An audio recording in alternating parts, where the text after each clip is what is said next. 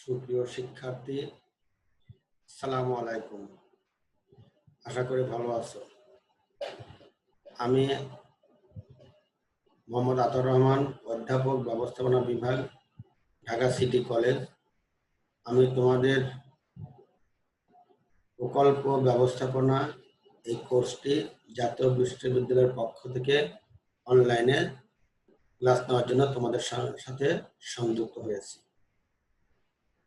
এর আগে দুটো ক্লাস আমি তোমাদের সাথে নিয়েছি। আজকে এখন এটা থার্ড ক্লাস, 3 নম্বর ক্লাসে আমি যাচ্ছি। এই ক্লাসটা আসলে অধ্যায় 2 অর্থাৎ চ্যাপ্টার 2 এর একটা এক্সটেনশন ক্লাস। কারণ সেখানে ছিল আমাদের প্রকল্প প্রণয়ন ও মূল্যায়ন। সেখানে প্রণয়নটা আমি ক্লাস নিয়েছি 2 নম্বরে, এবং 3 নম্বর ক্লাসে আমি প্রকল্প মূল্যায়নটা। এই প্রকল্প মূল্যায়নের ক্ষেত্রে যতগুলো পদ্ধতি আছে, এই পদ্ধতিগুলোর ভিতরে ক্যাপিটাল বাজেটিং এটা সবচেয়ে বহুল ব্যবহৃত একটা বাজেট পদ্ধতি। আমি মূলত আজকে এই ক্যাপিটাল বাজেটিং এর তাত্ত্বিক কথা নিয়ে আলাপ করব। ইনশাল্লাহ চতুর্থ ক্লাসে গিয়ে আমি একটা ক্যাপিটাল বাজেটিং এর অঙ্ক তোমাকে করিয়ে দেব।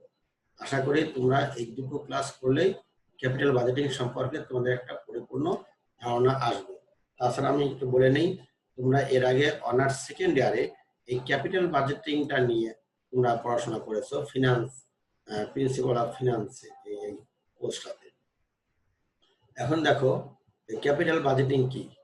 প্রকল্প প্রণয়ন ও মূল্যায়নের যতগুলো পদ্ধতি আছে তাদের মধ্যে মূলধন বাজেটিং বা ক্যাপিটাল বাজেটিং অন্যতম। সংজ্ঞায় আমরা যেটা বলতে পারি, প্রতিষ্ঠানকে ভবিষ্যৎ প্রতিযোগিতায় টিকে থাকার জন্য দীর্ঘমেয়াদী বিনিয়োগের বিভিন্ন প্রকল্পের মধ্যে হতে উত্তম ও লাভজনক প্রকল্পটি নির্বাচন করা, স্থায়ী সম্পত্তি পুনঃপ্রতিষ্ঠা, আধুনিকীকরণ, সংযোজন কিংবা সম্প্রসারণের জন্য ফার্মের দীর্ঘমেয়াদী মূলধন বিনিয়োগের জন্য গৃহীত পরিকল্পনাকে মূলধন বাজেটিং বলে। আসলে মূলধন বাজেটিং দীর্ঘমেয়াদী পরিকল্পনা, এবং এই পরিকল্পনার মাধ্যমে দীর্ঘমেয়াদে মূলধন বিনিয়োগ করা হয়। এটাই মূল কথা। আমি আবার বলছি, মূলধন বাজেটিং হলো আসলে একটা দীর্ঘমেয়াদী পরিকল্পনা, যার মাধ্যমে দীর্ঘমেয়াদী মূলধন বিনিয়োগের সিদ্ধান্ত গ্রহণ করা হয়। আমাদের পরবর্তী টপিক যেটা আমরা পড়াবো, মূলধন বাজেটিং এর বৈশিষ্ট্যাবলী। আশা করি তোমরা আমার স্লাইডটা দেখতে পাচ্ছ। মূলধন বাজেটিং এর বৈশিষ্ট্যাবলী। এখন মূলধন বাজেট যেহেতু একটা পরিকল্পনা, এই কারণে পরিকল্পনার যত ধরনের বৈশিষ্ট্য আছে তার অধিকাংশ বৈশিষ্ট্যগুলো মূলধন বাজেটিং এর ভিতরে লক্ষ্য করা যায়। এছাড়াও আরো যে বৈশিষ্ট্যগুলো বিদ্যমান, এগুলো আমি এখন তোমাদের সাথে আলাপ করছি তোমাদের কাছে। নাম্বার 1, আনুষ্ঠানিক পরিকল্পনার প্রক্রিয়া। মূলধন বাজেটিং যেহেতু এর সাথে অধিক পরিমাণ মূলধন জড়িত, অধিক পরিমাণ ঝুঁকি জড়িত, দীর্ঘমেয়াদী পরিকল্পনা, এই কারণে এই পরিকল্পনা এটা পরিপূর্ণভাবে আনুষ্ঠানিক পরিকল্পনার মাধ্যমে মূলধন বাজেটিং প্রণয়ন করা হয়। নাম্বার 2, দীর্ঘমেয়াদী অর্থ বিনিয়োগ। মূলধন বাজেটিং এর মাধ্যমে যে সিদ্ধান্ত নেওয়া হয়, এই সিদ্ধান্ত দীর্ঘমেয়াদী বিনিয়োগ করা হয়। নাম্বার 3, স্থায়ী সম্পত্তিতে বিনিয়োগ। তোমরা জানো এটা প্রতিষ্ঠান স্থায়ী সম্পত্তি অথবা চলতি বা অস্থায়ী সম্পত্তিতে তাদের অর্থ বিনিয়োগ করতে পারে, কিন্তু মূলধন বাজেটিং এর মাধ্যমে যে বিনিয়োগ করা হবে এই বিনিয়োগটা অবশ্যই স্থায়ী সম্পত্তিতে বিনিয়োগ করা হয়। নাম্বার 4, উত্তম প্রকল্প নির্বাচন। মূলধন বাজেটিং এমন একটা পরিকল্পনা যার মাধ্যমে অনেকগুলো বিকল্প পরিকল্পনা থেকে বা বিকল্প সিদ্ধান্ত থেকে উত্তম সিদ্ধান্তটা এটা গ্রহণ করা যায়। যেমন তোমরা অনার্স পার্ট 2-তে পড়েছিলে যে মেশিন এতে বিনিয়োগ করব নাকি মেশিন বিতে বিনিয়োগ করব, এই সিদ্ধান্ত কিন্তু আমরা মূলধন বাজেটিং এর মাধ্যমেই নিয়েছিলাম। নাম্বার 5, প্রচুর অর্থ বিনিয়োগ। মূলধন বাজেটিং এর মাধ্যমে প্রচুর অর্থ বিনিয়োগ করা হয়, অর্থাৎ একটা মানে বড় আকারের পুঁজি, বড় আকারের মূলধন যেখানে বিনিয়োগ করা হবে সেখানে এটা লাভজনক কিনা এইটা যাচাই বাছাই করার জন্যই মূলত মূলধন বাজেটিং উন্নয়ন করা হয়। নাম্বার 6, প্রাপ্তিতে বিলম্ব। কি প্রাপ্তি? এটা তোমার রিটার্ন প্রাপ্তি, রিটার্ন, মুনাফা, রাজস্ব প্রাপ্তি। অর্থাৎ মূলধন বাজেটিং এর মাধ্যমে যেখানে বিনিয়োগ করা হয় ওই বিনিয়োগ থেকে যে মুনাফাগুলো আসবে বা প্রাপ্তিগুলো আসবে, রাজস্বগুলো আসবে, এগুলা সাধারণত আসতে দেরি হয়। যেমন তুমি যদি তোমার বাসার পাশে বা তোমার মহল্লায় বা একটা গ্রামের বাজারে যদি একটা দোকান দাও, তুমি সকালে দোকান দিলে দেখা যায় চালু করলে সকালে, তখন থেকে দেখা যায় কিছু না কিছু তোমার কাছে সেল হবে, তোমার রাজস্ব আসবে ইত্যাদি ইত্যাদি। কিন্তু যদি তুমি একটা ইন্ডাস্ট্রি দাও তাহলে সেখান থেকে বিনিয়োগ আসতে দেখা গেল যে তোমার এটাকে সেট করে রান করতে তোমার 2 বছর 3 বছর লেগে যাবে। তারপরে বিনিয়োগ কবে রিটার্ন আসবে এটা সাধারণত কবে আসবে এটা কেউ বলতে পারে না, এবং আসলেও এটা খুব বেশি বিলম্বে এটা আসতে পারে। নাম্বার 7, বছরের পর বছর ধরে ফার্মের আয় প্রাপ্তি। হ্যাঁ দেখো 6 নম্বরে খেয়াল করো, যদি বিলম্বে আসে কিন্তু যখন এখান থেকে আসা শুরু হয়, অর্থাৎ যখনই আমাদের এখান থেকে বিনিয়োগ আসা শুরু করে তখন এটা একটা দীর্ঘদিন ধরে বছরের পর বছর এমনকি যুগের পর যুগ পরেও আমাদের এগুলা আসতে পারে আয়টা। নাম্বার 8, অত্যাধিক ঝুঁকি। মূলধন বাজেটিং এর মাধ্যমে যেখানে বিনিয়োগ করা হয় এই বিনিয়োগের সাথে অত্যাধিক ঝুঁকি জড়িত থাকে। কারণ কি? প্রথম কথা হলো এখানে হিউজ পরিমাণে মূলধন বিনিয়োগ করতে হয়। নাম্বার 2, এখন বিনিয়োগ করলে ভবিষ্যতে দীর্ঘদিন পরে এটা প্রাপ্তি হয়, আর জানো ভবিষ্যৎ সবসময় অনিশ্চিত, এখানে এর সঙ্গে ঝুঁকি ব্যাপকভাবে জড়িত থাকে। নাম্বার 9, সিদ্ধান্ত গ্রহণের জটিলতা। মূলধন বাজেটিং এর মাধ্যমে যে সিদ্ধান্ত নেওয়া হয় এই সিদ্ধান্তের বিভিন্ন আঙ্গিকে বিভিন্ন দৃষ্টিকোণ থেকে যখন সিদ্ধান্ত নেওয়া হয় তখন দেখা যায় কি একটা দৃষ্টিকোণ হইতে হয়তো সিদ্ধান্তটা আমাদের সঠিক বলে বিবেচিত হবে, আবার অন্য দৃষ্টিকোণ থেকে এটা সঠিক বিবেচনা নাও হতে পারে। এই কারণে মূলধন বাজেটিং এর মাধ্যমে যে সিদ্ধান্ত গ্রহণ করা হয় এই সিদ্ধান্ত গ্রহণে ব্যাপক জটিলতার সৃষ্টি হয়।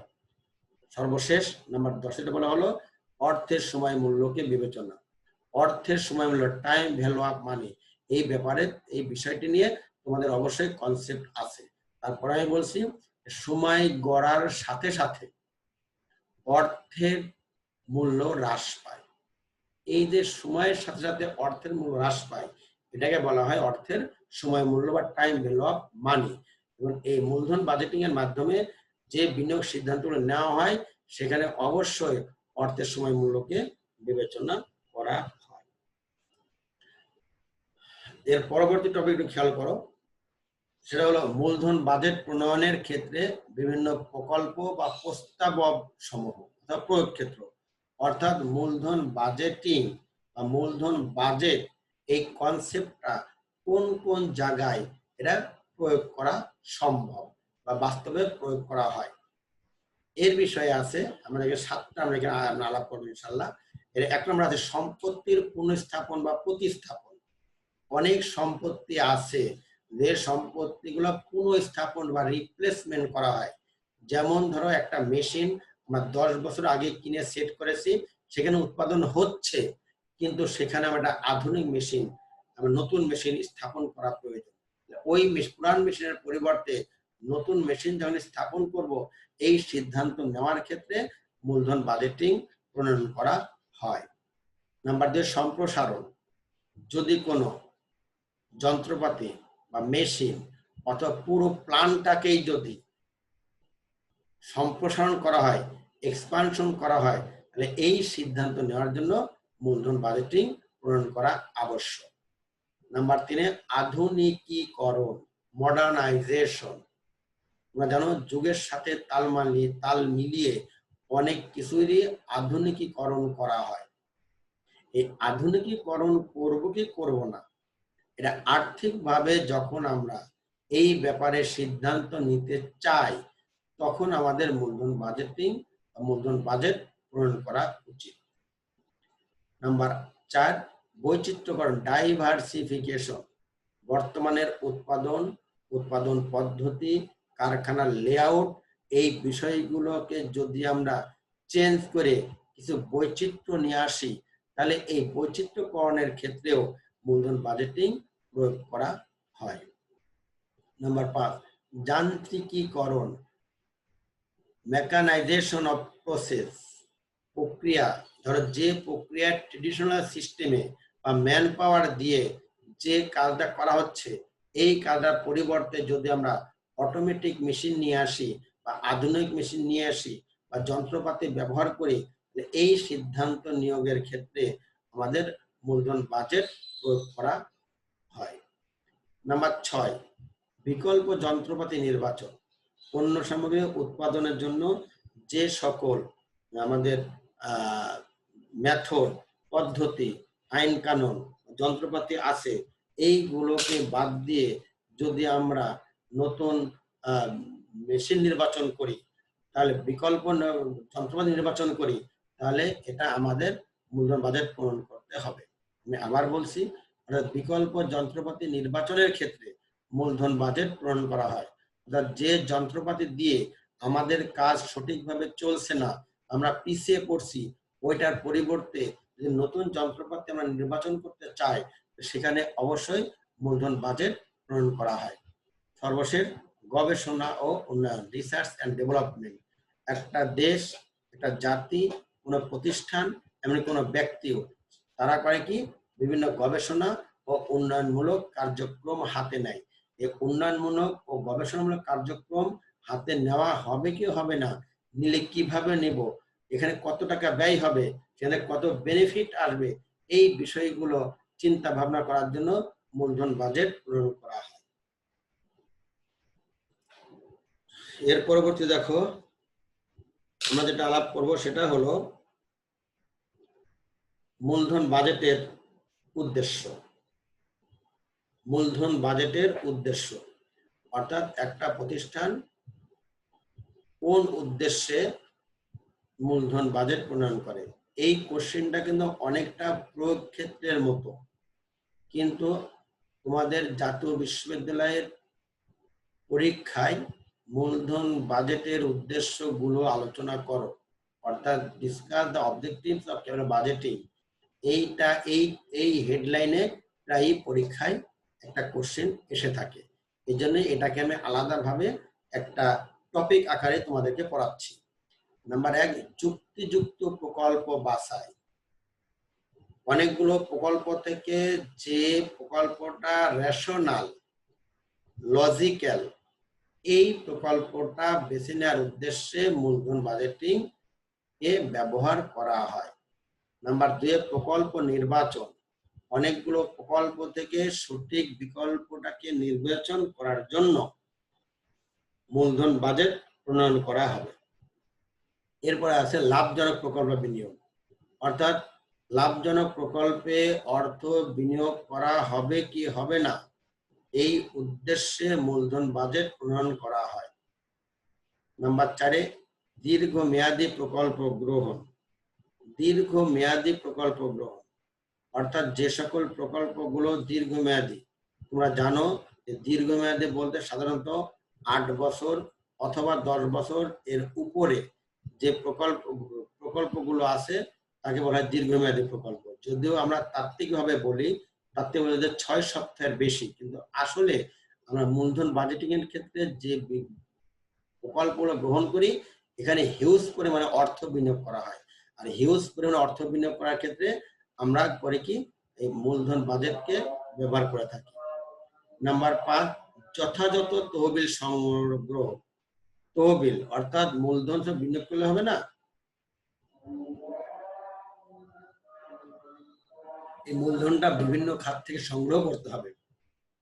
সেটা হতে পারে শেয়ার বিক্রির মাধ্যমে, হতে পারে বিভিন্ন প্রতিষ্ঠানের ক্ষেত্রে দীর্ঘমেয়াদী ঋণের মাধ্যমে, হতে পারে বিদেশি কোনো অনুদানের মাধ্যমে, ইত্যাদি ইত্যাদি।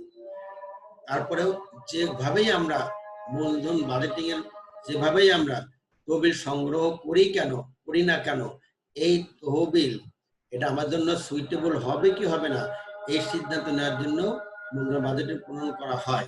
অর্থাৎ মূলধন বাজেটিং এর একটা অন্যতম উদ্দেশ্য হলো যথাযথ তহবিল সংগ্রহ। নাম্বার 6, ঝুঁকি হ্রাস। নাম্বার 6 হলো ঝুঁকি হ্রাস।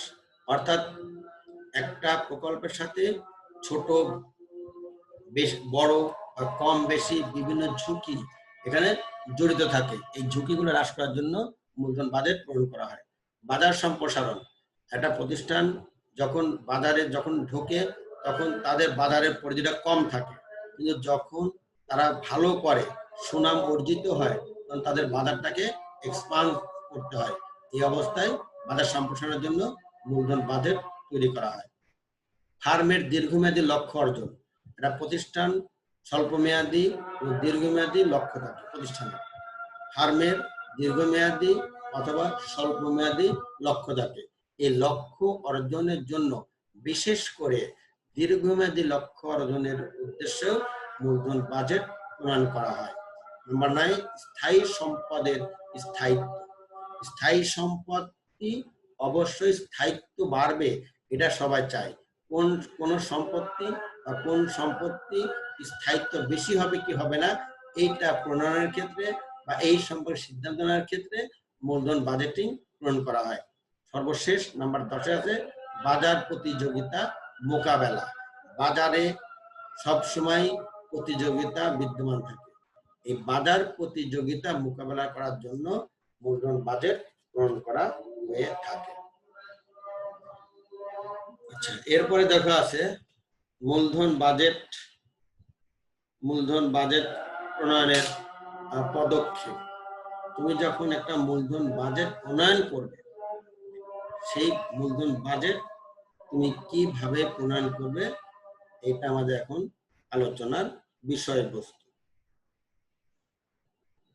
নাম্বার 1, প্রকল্প প্রণয়ন, প্রজেক্ট জেনারেশন। প্রকল্প প্রণয়ন, যে কোনো প্রকল্প প্রণয়নের ক্ষেত্রে প্রথমে একটা ধারণা আসে। এই ধারণাটাকে বিভিন্ন আঙ্গিকে মূল্যায়ন করে প্রকল্প প্রণয়ন করা হয়। এই কারণে মূলধন বাজেট যখন প্রণয়ন করা হবে তখন কেন মূলধন বাজেট প্রণয়ন করা হবে? নিঃসন্দেহে কোন প্রকল্পে অর্থ বিনিয়োগ করার জন্য।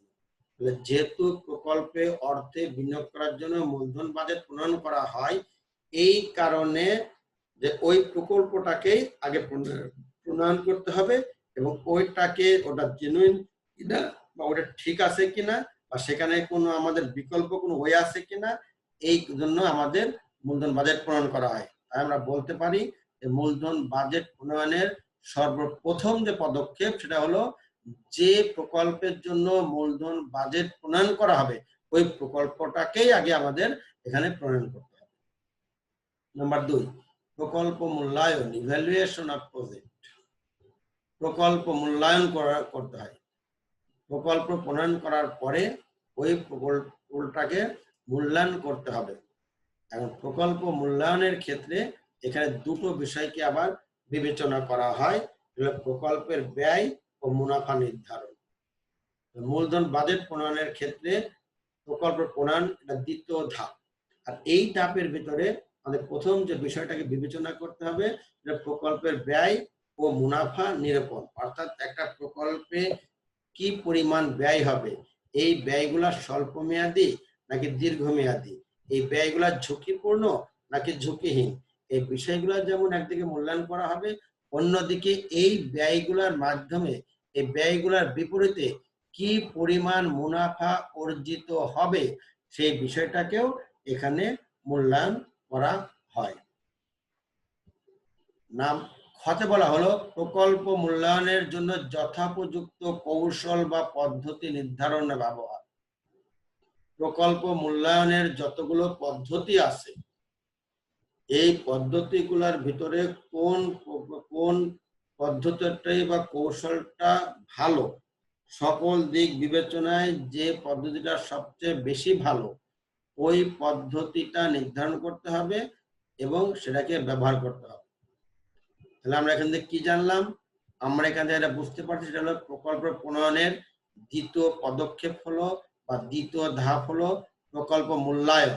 আর প্রকল্প মূল্যায়নের সাথে যে বিষয়গুলো জড়িত তার ভিতরে নাম্বার কতে প্রকল্পের ব্যয় ও মুনাফা নিরূপণ, আর নাম্বার খতে প্রকল্প মূল্যায়নের জন্য যথোপযুক্ত কৌশল বা পদ্ধতি নির্ধারণ। নাম্বার 3, প্রকল্প নির্বাচন। প্রকল্প নির্বাচন এই পর্যায়ে এসে মূলধন বাজেটিং এর ক্ষেত্রে এই পর্যায়ে এসে যে প্রকল্পের জন্য আমরা মূলধন বাজেট প্রণয়ন করব সেই প্রকল্পটাকে আমরা অবশ্যই নির্বাচন করব। অর্থাৎ 2 নম্বরে যে প্রকল্প মূল্যায়ন করা হলো, এই প্রকল্প মূল্যায়ন করার পর যে প্রকল্পটা ভালো, সবচেয়ে বেশি ভালো, ওই প্রকল্পটাকে আমরা এখানে অবশ্যই নির্বাচন করব। এরপরে আসা যাক নাম্বার 4-এ প্রকল্প বাস্তবায়ন। এর পর্যায়ে এসে মূলধন বাজেটের ক্ষেত্রে ওই প্রকল্পটাকে আমাদের বাস্তবায়ন করা হয়। অর্থাৎ মূলধন বাজেট প্রণয়নের এই পর্যায়ে এসে যে প্রকল্পটা আমরা নির্বাচন করেছি ওই প্রকল্পটা কিভাবে বাস্তবায়ন করা হবে সে সম্পর্কে আর্থিক ব্যবস্থাপক অর্থাৎ যিনি মূলধন বাজেট প্রণয়ন করবেন তিনি এই ক্ষেত্রে পরামর্শ দিয়ে প্রকল্প বাস্তবায়নে সাহায্য করবেন। সর্বশেষ প্রকল্প পুনর্মূল্যায়ন। এইখানে এসে প্রকল্প বাস্তবায়ন করার পরে সেইটাকে আমাদের পরিকল্পনা মোতাবেক বাস্তবায়িত হচ্ছে কিনা সেটা দেখতে হবে। যদি সেখানে কোনো সংশোধনের ব্যবস্থা হয় তাহলে সেখানে সংশোধনের ব্যবস্থা করতে হবে এবং সেটাকে অবশ্যই পুনর্মূল্যায়ন করে আবার আমাদের বাস্তবায়নের জন্য চেষ্টা চালাতে হবে। তাহলে এখন একটু খেয়াল করো যে মূলধন বাজেট প্রণয়নের 5টা পদক্ষেপ। 1 নম্বর পদক্ষেপ প্রকল্প প্রণয়ন। এই পর্যায়ে এসে একাধিক প্রকল্প প্রণয়ন করা হয়। এটা কিন্তু ফাইনাল প্রণয়ন করা না, ওটা প্রাথমিকভাবে কয়েকটা প্রকল্প প্রণয়ন করা হয়। নাম্বার 2, এই প্রকল্পটাকে বিভিন্ন অ্যাঙ্গেল থেকে বিভিন্ন দৃষ্টিভঙ্গি থেকে এটাকে অবশ্যই মূল্যায়ন করা হবে। নাম্বার 3-এ ওই মূল্যায়িত প্রকল্পগুলোর ভিতরে সবচাইতে উত্তম যে প্রকল্পটা সেটাকে নির্বাচন করা হবে। নাম্বার 4-এ এসে ওই নির্বাচিত প্রকল্পটা কি বাস্তবায়ন করার চেষ্টা করতে হবে। সর্বশেষ ওই বাস্তবায়ন যে চেষ্টা চালানো হচ্ছে ওই প্রকল্পটাকে অবশ্যই এখানে এসে রিইভ্যালুয়েট করতে হবে বা প্রকল্পটাকে পুনর্মূল্যায়ন করতে হবে এবং যদি এখানে কোনো সংশোধন ব্যবস্থা থাকে প্রয়োজন হয় সেটাকে অবশ্যই সংশোধনের ব্যবস্থা করতে হবে। আচ্ছা, এরপরে দেখো মূলধন বাজেটিং সিদ্ধান্তের প্রকারভেদ। মূলধন বাজেটিং সিদ্ধান্তের প্রকারভেদ। এইখানে এসে মূলধন বাজেটিং আমরা জানি যে মূলধন বাজেটের মাধ্যমে দীর্ঘমেয়াদী বিভিন্ন সিদ্ধান্ত গ্রহণ করা হয়। মূলধন বাজেটের মাধ্যমে দীর্ঘমেয়াদী সিদ্ধান্ত গ্রহণ করা হয়। এখন সাধারণত মূলধন বাজেটের মাধ্যমে যে সিদ্ধান্তগুলো গ্রহণ করা হয় সেগুলোকে আমরা মোটামুটি কয়েকটা ভাগে ভাগ করতে পারি। আমাদের এখানে আলোচনার স্বার্থে আমরা এখানে মাত্র 4টা ভাগে এখানে ভাগ করেছি। সেখানে দেখো 1 নম্বর আছে গ্রহণ বর্জন সিদ্ধান্ত, accept reject decision. Accept reject decision আসলে গ্রহণ ও বর্জন এই সিদ্ধান্তটা মূলধন বাজেটিং এর একটা মৌলিক, এটা আমাদের সিদ্ধান্ত। অর্থাৎ যে কোনো মূলধন বাজেটিং এর সর্বপ্রথম যে সিদ্ধান্তটা নেওয়া হয় সেটা হলো গ্রহণ বর্জন পদ্ধতি। এখানে দেখা যায় কি যেখানে বিনিয়োগ করা হবে, যে অর্থাৎ কোথাও বিনিয়োগ করা হবে সেখানে সেটা আমরা গ্রহণ করব নাকি বর্জন করব এই বিষয়টা আমাদের এখানে আলোচনা করা হয়। যেমন আমি বলি, ধরো তোমাদের একটা ইন্ডাস্ট্রি আছে, গার্মেন্টস ইন্ডাস্ট্রি আমরা ধরলাম। এখন এই গার্মেন্টস ইন্ডাস্ট্রিতে বিদেশ থেকে কোনো অফার এসেছে, বিদেশ থেকে কোনো অফার আসছে অর্থাৎ সেল অর্ডার এসেছে, সেখানে তুমি এখানে সেলটা করবা কি করবা না এই ব্যাপারে সিদ্ধান্ত নিতে গেলে তোমাদের অবশ্যই মূলধন বাজেটিং দরকার। এখন একটা প্রশ্ন করতে পারো যে স্যার সেল আসলে কেন সেল করব না? এখন এরকম আছে, ধরো তোমাদের বর্তমানে যে প্রোডাকশন ক্যাপাসিটি আছে, এই ক্যাপাসিটিতে যেটা হবে ওই অর্ডার গ্রহণ করা তোমাদের পক্ষে সম্ভব না। কারণ অর্ডার গ্রহণ করলেই তোমাকে নতুন মেশিন বসাতে হবে। বর্তমান মেশিন দিয়ে যেটা উৎপাদন হচ্ছে এর বাইরে উৎপাদন করার কোনো সুযোগ নাই। এখন যদি তুমি সেল অর্ডার গ্রহণ করো তাহলে তোমাদেরকে নতুন মেশিন স্থাপন করতে হবে, নতুন জনবল স্থাপন করতে হবে। তাহলে এখন এই সিদ্ধান্তটা তুমি নিবা কি নিবা না, এর জন্য তোমাকে অবশ্যই মূলধন বাজেটিং করতে হয়। তাই বলবো আমি এইভাবে যে মূলধন বাজেটিং করতে গেলে তুমি কোনো অর্ডার তুমি গ্রহণ করবা কি করবা না, এই সিদ্ধান্ত নেওয়ার জন্য মূলধন বাজেটিং সিদ্ধান্ত গ্রহণ করা হয়। নাম্বার 2, পরস্পর বর্জনশীল বা বর্জনীয় প্রকল্প সিদ্ধান্ত, মিউচুয়ালি এক্সক্লুসিভ প্রজেক্ট ডিসিশন। এটা আবার কি? এটা হলো, আমরা জানি যে আমাদের সম্পদ সীমিত, আমাদের সম্পদ সীমিত। এখন এই সীমিত সম্পদ দিয়ে বা সীমিত অর্থ দিয়ে আমাদের ব্যবসা বাণিজ্য পরিচালনা করা হয়। এখন একটা প্রকল্প আছে, প্রকল্প এক্স, এই প্রকল্প এক্স যদি তুমি গ্রহণ করো তাহলে তোমাদের ধরো 10 লক্ষ টাকা লাগবে। আবার যদি ওয়াই প্রকল্প গ্রহণ করো তাহলে তোমার হয়তো 8 লক্ষ টাকা লাগবে। এখন তোমার টাকা আছে মাত্র 10 লাখ। অর্থাৎ এক্স কে যদি তুমি গ্রহণ করো 10 লাখ টাকা তোমার এখানে খরচ হয়ে যাবে, তোমার হাত শূন্য হয়ে যাবে, তুমি প্রকল্প ওয়াইটাকে তুমি গ্রহণ করতে পারবে না। আবার যদি ওয়াইটাকে গ্রহণ করো হাতে 2 লক্ষ টাকা থাকবে, এইটা দিয়ে তুমি প্রজেক্ট এক্স কে ধরতে পারবে না। এখানটা কি, একটা প্রকল্প গ্রহণ করার সাথে সাথে যখন অন্য প্রকল্পটা যত ভালোই হোক না কেন ওইটাকে তোমাকে বর্জন করতেই হবে, যদি এই সিদ্ধান্ত নেওয়া হয় তখন তাকে বলা হয় পরস্পর বর্জনীয় প্রকল্প সিদ্ধান্ত। আমি আবার বলছি, যখন দুটো প্রকল্পের মধ্যে যদি আর্থিক কারণে অন্য কোনো কারণে যদি একটাকে গ্রহণ করো অটোমেটিক্যালি বা স্বয়ংক্রিয়ভাবে অন্য প্রকল্পটা বাতিল বলে গণ্য হবে, তখন সেক্ষেত্রে এই ধরনের সিদ্ধান্তকে বলা হবে পরস্পর বর্জনীয় প্রকল্প সিদ্ধান্ত। আর এই বর্জনীয় সিদ্ধান্ত, এই পরস্পর বর্জনের সিদ্ধান্ত গ্রহণ করার ক্ষেত্রে মূলধন বাজেট এটা প্রয়োগ করা হয়। অর্থাৎ আমি এক বাক্যে বলতে পারি যে পরস্পর বর্জনীয় প্রকল্প সিদ্ধান্ত হলো মূলধন বাজেটিং সিদ্ধান্তের আরেকটি অন্যতম প্রকারভেদ। নাম্বার 3, মূলধন রেশনিং সিদ্ধান্ত, capital rationing decision. Capital rationing decision, capital rationing হলো যদি এরূপ কোনো পরিস্থিতি হয় যেখানে তহবিল অফুরন্ত, সেখানে গ্রহণযোগ্য সকল প্রকল্প গ্রহণ করা যেতে পারে, কিন্তু যে কোনো প্রতিষ্ঠানের তহবিল সীমিত অথবা প্রকল্প বাস্তবায়নের জন্য সুনির্দিষ্ট পরিমাণ তহবিলের বরাদ্দ দেওয়া হয় না, এরূপ অবস্থায় অনেকগুলো প্রকল্প গ্রহণ লাভজনক হলেও তার সবগুলো গ্রহণ করা যায় না। এক্ষেত্রে গ্রহণযোগ্যতার অগ্রাধিকারের ভিত্তিতে মূলধন বরাদ্দ দেওয়া হয় এবং অন্যগুলো বিলম্ব করা হয়। প্রকল্প অগ্রাধিকারের ভিত্তিতে মূলধনের এরূপ বরাদ্দ দেওয়া হলো মূলধন রেশনিং। অর্থাৎ মূলধন রেশনিং হলো যে এমন একটা বিকল্প সিদ্ধান্ত যে সিদ্ধান্তর ক্ষেত্রে টাকা পয়সা থাকা সত্ত্বেও সকল ক্ষেত্রে মূলধন বিনিয়োগ করা সম্ভব হয় না। অর্থাৎ যেখানে দেখা যায় কি যে একাধিক প্রকল্প গ্রহণ করা জরুরি হয়ে পড়ে, একটা প্রকল্প এখানে গ্রহণ করা সম্ভব না। অর্থাৎ যে কোনো সিচুয়েশনের কারণেই একাধিক প্রকল্প গ্রহণ করা হবে, সেখানে মূলধন রেশনিং করা হয়। অর্থাৎ যেটা সবচেয়ে অগ্রাধিকার ভিত্তিতে যে প্রকল্পটা, সেখানে আমরা প্রকল্প বিনিয়োগ করব এবং অন্য যেগুলো আছে সেইগুলোকে আমরা পণ্য বিনিয়োগ না করে আমরা করব কি, আমরা বিলম্ব করব, পরে হয়তো আবার দেব। অথবা হতে পারে টোটাল মূলধনের 60% একটাতে দিয়ে দিলাম, তারপরে 30% একটাতে দিয়ে দিলাম, 10% আমরা আরেকটা সিদ্ধান্তে দিয়ে দিলাম।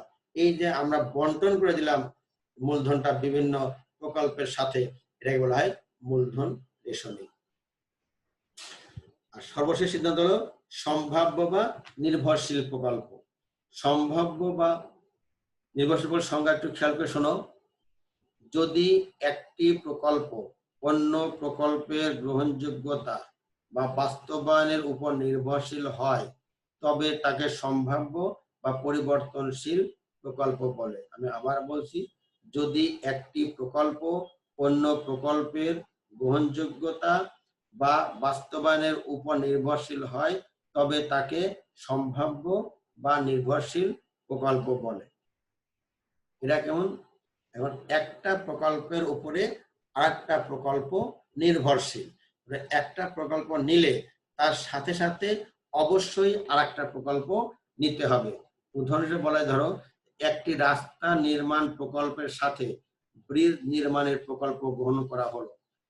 এখন কোনো কারণে যদি রাস্তা নির্মাণ প্রকল্পটি বাতিল হয়ে যায় তাহলে ব্রিজ নির্মাণ প্রকল্পটি আপনা আপনি বাতিল বলে গণ্য হবে।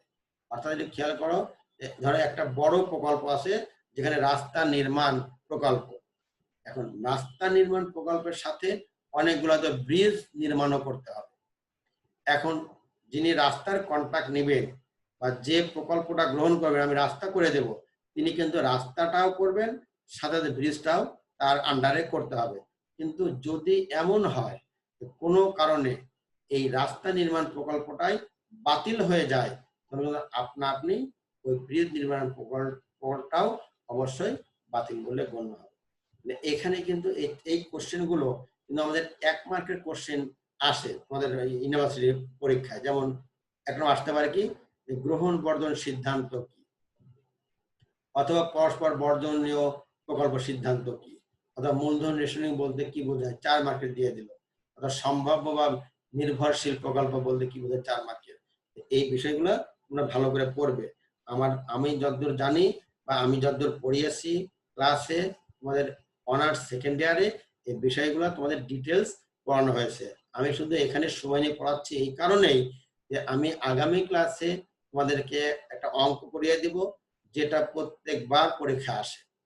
অর্থাৎ এই প্রকল্প ব্যবস্থাপনা এই কোর্সটাতে, প্রজেক্ট ম্যানেজমেন্ট এই কোর্সে তোমার কমপক্ষে 3টা অঙ্ক আসে। তার ভিতরে একটা আসে মূলধন বাজেটিং এর অঙ্ক। এই অঙ্কটা করানোর জন্যই আমি কিন্তু এই ক্লাসটা ধীরে সুস্থে আস্তে তোমাদেরকে এটা নিচ্ছি, যাতে তোমরা এগুলা ক্লিয়ার কাট বুঝতে পারো।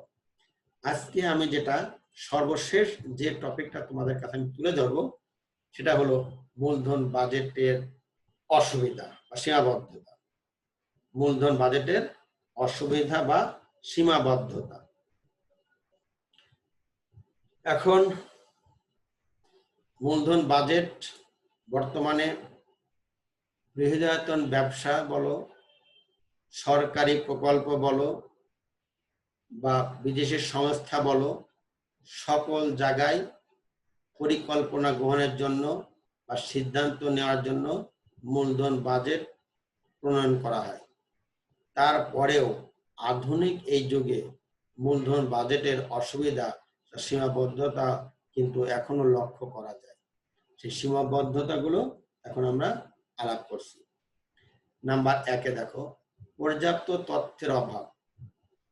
আমি আগেই বলেছি মূলধন বাজেট এক ধরনের পরিকল্পনা, আর যেহেতু মূলধন বাজেট পরিকল্পনা, এই কারণে যে কোনো পরিকল্পনা প্রণয়ন করার জন্য পর্যাপ্ত তথ্যের প্রয়োজন।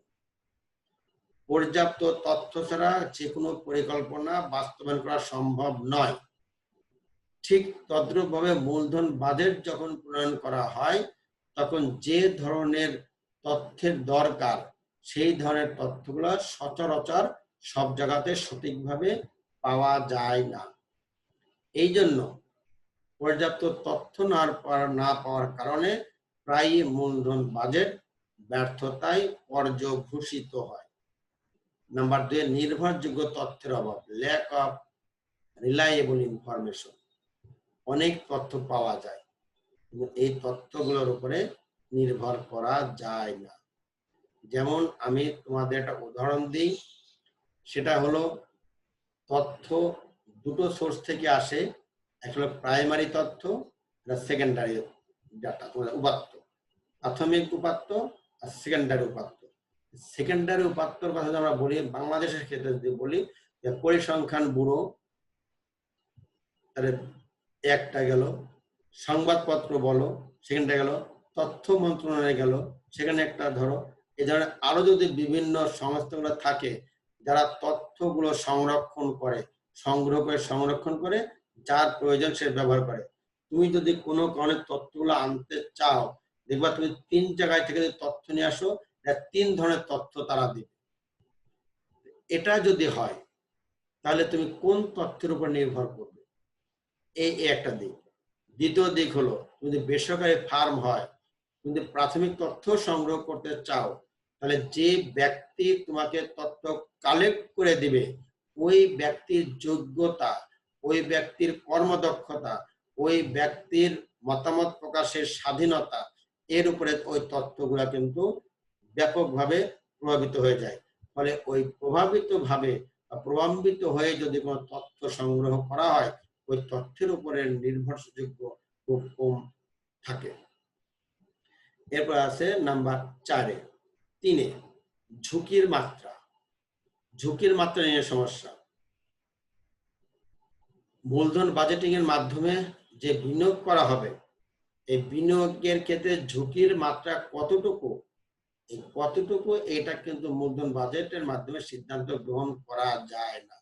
তোমরা জানো এর জন্য আমাদেরকে রিস্ক ম্যানেজমেন্ট বা সিবি, কোএফিসিয়েন্ট অফ ভেরিয়েন্স, বা অন্য কোনো ওয়েতে আমাদের সেটা আগাতে হয়।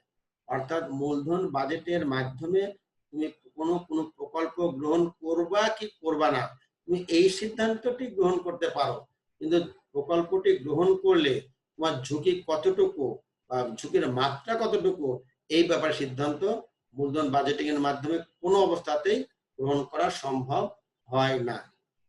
নাম্বার 4 বিনিয়োগ সময় বিবেচনায় সমস্যা। একটা বিনিয়োগ করার ক্ষেত্রে সাধারণত মূলধন বাজেটিং এর ক্ষেত্রে মেয়াদকাল একটা অ্যাজাম্পশন করে নেওয়া হয়, অর্থাৎ অনুমান করে নেওয়া হয় যে এই প্রজেক্টটা এত বছর চলবে, কিন্তু বাস্তব ক্ষেত্রে এই সময়টা বেশিও হতে পারে আবার কমও হতে পারে। এই আমাদের আগে থেকে যেটা আমি স্ট্যান্ডার্ড ধরে নেই যে সময়টা প্রকল্পের মেয়াদ বা জীবনকাল, এই জীবনকালের আগে বা পরে যদি কোনো ধরনের আমাদের মেয়াদকাল চলতেই থাকে বা আগেই শেষ হয়ে যায়, তাহলে এই মূলধন বাজেটিং এরা সীমাবদ্ধ হয়ে পড়ে। অর্থাৎ এখান থেকে আমরা তেমন ভালো সিদ্ধান্তে কোনো অবস্থাতেই আসতে পারি না। নাম্বার 5 সংখ্যাগত পরিমাপের সমস্যা। মূলধন বাজেটিং এর মাধ্যমে আমাদের টাকায় যে অ্যামাউন্ট গুলো প্রাপ্তিগুলো দেখায়, এই প্রাপ্তিগুলো অনেক সময় সঠিক নাও হতে পারে। আর সর্বশেষ যেটা আছে নাম্বার 6 সিদ্ধান্ত গ্রহণকারীর ব্যক্তিগত বিচার বিবেচনা। যিনি সিদ্ধান্ত গ্রহণকারী তার ব্যক্তিগত বিচার বিবেচনা যদি সঠিক না হয়, তাহলে এখানে কোনো অবস্থাতেই আমাদের মূলধন বাজেটিং এটা সঠিকভাবে তথ্য দিতে পারবে না। অর্থাৎ যিনি বাজেট প্রণয়ন করবেন, ওই বাজেট প্রণেতা তার ব্যক্তিগত সীমাবদ্ধতা, তার ব্যক্তিগত ল্যাকিং বা তার ব্যক্তিগত অন্য কোনো সমস্যা বা রিস্ক টেকিং পাওয়ার, এই সমস্ত কারণে সে সঠিকভাবে সিদ্ধান্ত নাও দিতে পারে। এখন দেখো আমরা মোটামুটি আজকে যেগুলো পড়ালাম তোমাদেরকে, সেগুলো হলো, আমি আবার একটু স্লাইড দেখাচ্ছি, তুমি দেখো। প্রথম যেটা হলো সেটা বাজেটিং এর সংজ্ঞা, এরপরে পড়ালাম বাজেটিং এর বৈশিষ্ট্যাবলী, এরপরে বাজেটিং প্রয়োগ ক্ষেত্র, এরপরে উদ্দেশ্য, এরপর হলো পদক্ষেপ, এরপরে প্রকারভেদ, এরপর হলো অসুবিধা। এই যে তাত্ত্বিক আমি যে 7টা টপিক আজকে পড়ালাম, এখান থেকে পরীক্ষায় অবশ্যই কমপক্ষে 10টা মার্ক আসবে। অতএব তোমরা এই বিষয়গুলো খুব ভালো করে পড়বা। আর আগামী ক্লাসে, অর্থাৎ 4র্থ ক্লাসে 4 নম্বর ক্লাসে মূলধন বাজেটিং এর উপরে তোমাদেরকে একটা অঙ্ক করিয়ে দেব, বা আরো 2-একটা অঙ্ক নিয়ে আমরা আলাপ করব, যাতে তোমরা মূলধন বাজেট সম্পর্কে যে আমাদের 15-20টা মার্ক আসে টোটালি এই প্রজেক্ট ম্যানেজমেন্টে, ধরো অঙ্কে আসে 10টা মার্ক বা 8টা মার্ক, আর এখানে আসবে 4-5টা মার্ক। যদি আমরা বলে 12 থেকে 20 মার্ক যদি আমাদের এখান থেকে আসে, তাহলে এই জন্য তোমরা এখান থেকে ভালো করে পড়াশোনা করবে। আর সবাই ভালো থেকো, সুস্থ থাকো। ইনশাল্লাহ আগামী ক্লাসে 4 নম্বর ক্লাসে তোমাদের সাথে আমার আবার কথা হবে। ওকে, আল্লাহ হাফেজ।